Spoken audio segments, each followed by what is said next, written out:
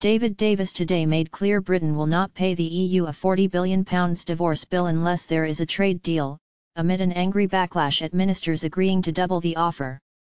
The Brexit Secretary insisted that nothing is agreed until everything is agreed, as he said a financial settlement cannot be reached until future trade terms are clear.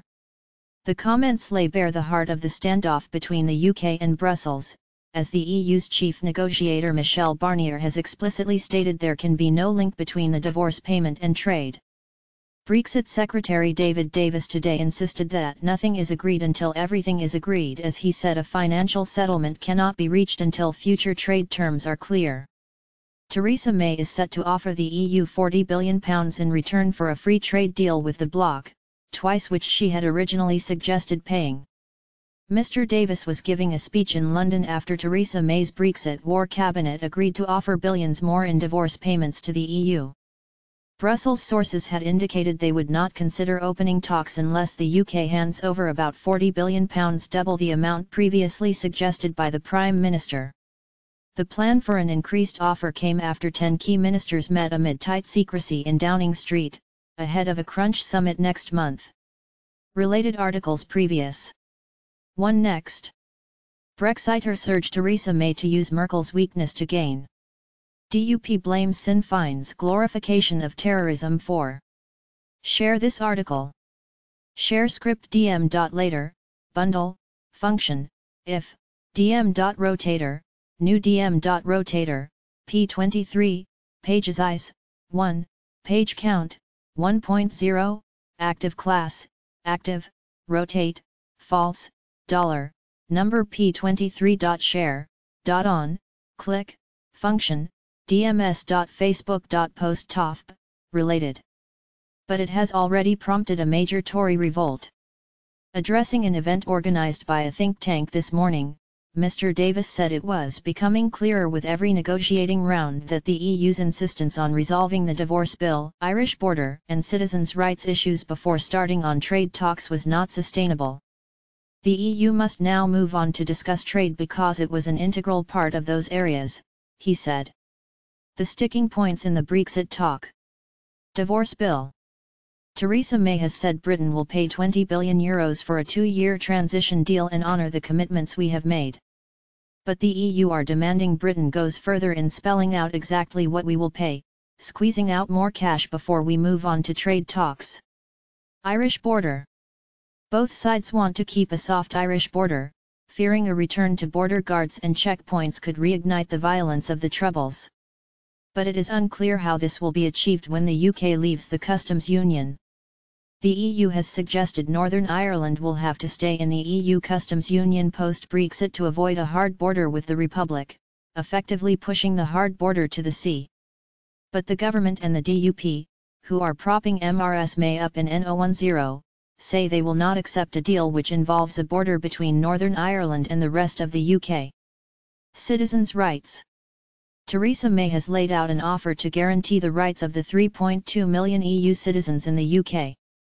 They will be given a 2-year grace period to apply for settled status, which they will be granted as long as they pass criminal and security checks.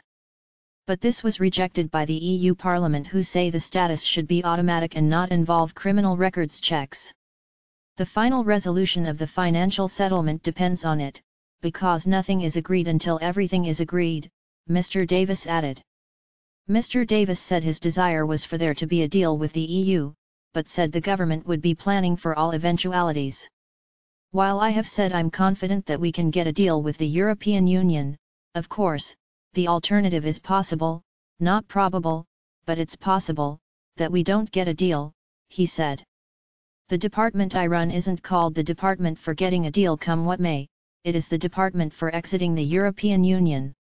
And, whatever happens, we are leaving the European Union and delivering on the instructions of the British people. I don't think it would be in the interests of either side for there to be no deal. As a responsible government, it is right that we make every plan for every eventuality. Former Brexit Minister David Jones told the same conference that unless Brussels agrees to move on to the next phase of talks, the PM should suspend negotiations. There is nothing to be gained by continuing to flog a dead horse, Mr. Jones said. Earlier, senior MP Nigel Evans said the PM should resist ransom demands from the EU. He urged her to show the same steel as Margaret Thatcher did when negotiating Britain's rebate in the 80s, adding, "We cannot play Santa for Juncker, and Scrooge for public services. The public will not accept it and they are right not to." Sources suggested they had agreed to raise the offer to the EU, but only in return for assurances on a future trade deal. Precise figures were not discussed in yesterday's two-hour meeting and the final sum would only be agreed once a trade deal has been struck. The move represents an uneasy compromise between Remainers led by Philip Hammond and pro-Brexit ministers led by Boris Johnson, who told MRS May he could not accept a unilateral offer unless it came with guarantees on our future relationship with the EU. No10 rules out role for ECJ after Brexit. Downing Street has insisted that European Court of Justice jurisdiction over EU nationals in the UK will end after a two-year transition period following Brexit. Reports suggested that a meeting of senior ministers chaired by Theresa May last night had left the door open for some continuing involvement of the Luxembourg court after Brexit. Immigration Minister Brandon Lewis fueled speculation today when he told MPs that the matter was part of the negotiations. But the PM's official spokesman confirmed that while the ECJ's role could be unchanged during a two-year implementation period following the Brexit date, its jurisdiction will come to an end after that. The prospect of a bigger divorce payment sparked anger on the Tory benches last night. MPs warned that, with the budget taking place tomorrow, the government risks a public backlash if it hands billions to Brussels as austerity continues at home. Others pointed to chaos in Germany, where Angela Merkel is facing fresh elections.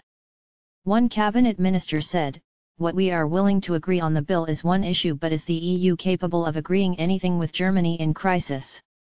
Former Tory leader Ian Duncan Smith said the PM had made a generous offer of £20 billion in her speech in Florence in September. "We should not be offering any more money at this stage," he stressed. "Negotiation is about strength and courage and we have to make sure we don't give in every time they ask for more. This week the Chancellor will stand up and tell us we need to get the deficit down and can't make any spending commitments, while on the other hand saying we are going to give the EU more money. Voters will ask, why is the EU more important than them?" The deal is believed to be an uneasy compromise between pro-Remain led by Philip Hammond and Brexiters led by Boris Johnson, pictured leaving Downing Street on Monday night.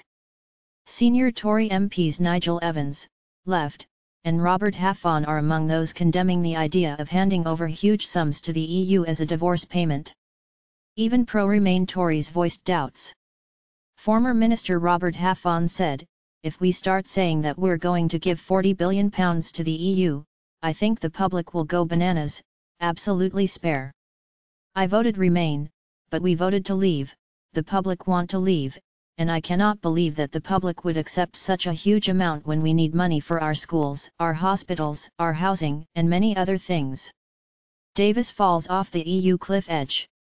The Brexit Secretary exited the stage with a trip, which turned into a run out of view of delegates. David Davis fell off his own Brexit cliff edge today after stumbling off a podium following a crucial speech on divorce talks with Brussels. The minister in charge of the UK cutting ties with the EU laughed and looked backwards as he almost took a tumble this afternoon. It came moments after he insisted the UK was prepared for the possibility of not securing a deal with the EU. But the former SAS soldier did admit that a deal was more likely than not before exiting the stage with a trip, which turned into a run. Downing Street remained tight-lipped about the outcome of yesterday's meeting, but a source said, "It remains our position that nothing's agreed until everything's agreed in negotiations with the EU." As the Prime Minister said this morning, the UK and the EU should step forward together. Another insider insisted that the agreement was not about dangling a carrot in front of Brussels. "If we move it will be because they are moving, we will move together," the source said. "We are talking about reciprocity." Speaking ahead of the meeting, the Prime Minister said she had already made it clear the UK would honour our commitments made during years of EU membership. She will now discuss the new divorce bill offer with European Council President Donald Tusk on Friday. She hopes to strike a deal that will see Brussels agree to open formal trade talks next month, in return for greater clarity from the UK on the divorce bill. Yesterday's meeting also saw lengthy discussion of the continuing differences with Brussels over the future of the Northern Ireland border and the status of EU citizens. Sources played down reports that ministers had agreed to give the European Court of Justice jurisdiction over the rights of EU citizens in the UK after Brexit. Barnier, UK must keep EU red tape to get trade deal. Michel Barnier has warned that following EU red tape will be contingent to the UK getting a trade deal with the bloc. Britain will have to accept European red tape for years to tie up a free trade deal with Brussels, the bloc's chief negotiator warned yesterday. Michel Barnier said the EU is prepared to offer its most ambitious package only if the Prime Minister guarantees to keep Britain tied to a wide range of Brussels rules. He urged Theresa May to quickly make a decision, which he said would be hugely important to the chances of a deal. He also warned that national parliaments across Europe would strike down any eventual deal if the UK follows the advice of Donald Trump and decides to cut all ties with the EU. The message will rankle with Brexiters who believe the desire to distance the UK from EU rules was one of the main factors behind the referendum result. Mr. Barnier said, "Does it the UK want to stay close to the European model or does it want to gradually move away from it?" The UK's reply to this question will be important and even decisive because it will shape the discussion on our future partnership. He said trade talks with the UK will begin only when the divorce bill is addressed. But senior British politicians and officials believe guarantees about the payment should be given only once it is clear what shape of deal Brussels is weighing up. Mr. Barnier said, "The EU will of course be ready to offer its most ambitious FTA free trade agreement approach." But he said any attempts by the UK to attract other investors by turning the country into a tax haven would scupper the chances of a deal. He also warned against relaxing rules on the environment, competition, and food safety, which will be viewed as cautioning against a possible deal with the US. All change. Channel operator rebrands as Getlink. Eurotunnel has rebranded itself ahead of Brexit by changing its name to Getlink. The French company, which operates the Channel Tunnel, said the name is designed to be very Anglo-Saxon. A spokesman said the switch would allow the company to stop thinking about the past and start thinking about the future in a positive way. Eurotunnel has rebranded itself as Getlink, with its French owners saying the very Anglo-Saxon moniker is designed to appeal to customers. The rebrand will only be at group level. Customers using the service between Folkestone and Calais will still book through Eurotunnel's LE shuttle service. The firm insisted the change was necessary because so many customers and investors were British. However, the move is likely to draw comparisons with other unpopular name switches. The post office became Consignia in 2001, only to drop it a year later. A Getlink spokesman said, "No massive expensive brand identity organization came in. It's get, go and acquire and link. It's not fancy, it's not invented. It's very Anglo-Saxon and a large part of our customer base and investor base is Anglo-Saxon." Jacques Gounon, Getlink's chairman, said, "Getlink is all that is Eurotunnel and more than just Eurotunnel. Some 20 million passengers a year use the firm's high-speed Eurostar trains.